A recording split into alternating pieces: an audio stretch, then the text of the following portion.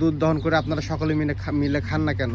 গরুগুলোর দুধ দহন করে বিক্রি করতে পারেন, এতে আপনার এক্সট্রা কিছু ইনকাম হইল। পিছনে যে মেশিনটা দেখতে পাচ্ছেন, এটা আপনারা কম বেশি সকলেই চিনেন যে মেশিনটা হচ্ছে দুধ দহন করার জন্য। আপনাদেরকে আমি মেশিনটা ভালো মতো দেখাই আর কিছু কথা বলি।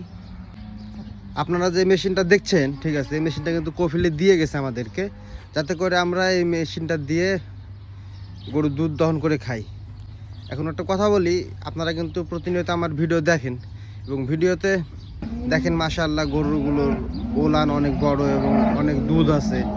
আপনারা অনেকে কমেন্ট করেন অনেক ধরনের, তাদের মধ্যে কমেন্টগুলো হচ্ছে যে ভাই আপনি নিজের থেকে দুধ দহন করে আপনারা সকলে মিলে খান না কেন? বা আরও কমেন্ট থাকে যে ভাই আপনি চাইলেই তো গরুগুলোর দুধ দহন করে বিক্রি করতে পারেন, এতে আপনার এক্সট্রা কিছু ইনকাম হইল। আরও অনেক ধরনের কমেন্ট করে থাকেন। তো আমি বলি একটু যে মেশিনটা দেওয়ার পরে দেখেন মেশিনটার গায়ে কী পরিমাণে ধুলা পড়ে গেছে, ঠিক আছে?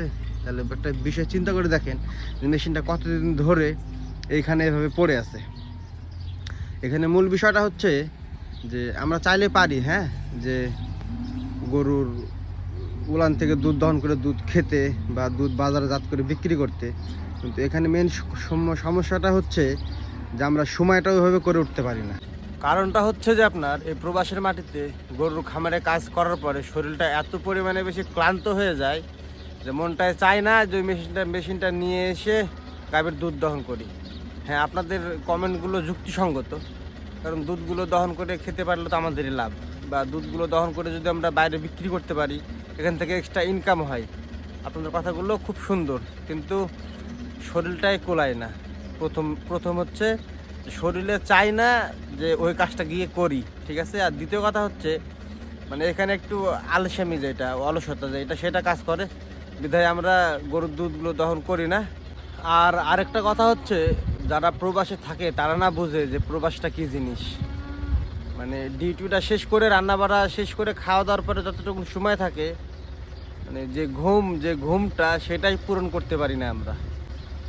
তো এখানে বাড়তি শখ বা বাড়তি ইচ্ছা বা এই যে দুধ দহনের যে কাজ, এটা তো দূরের কথা ভাই।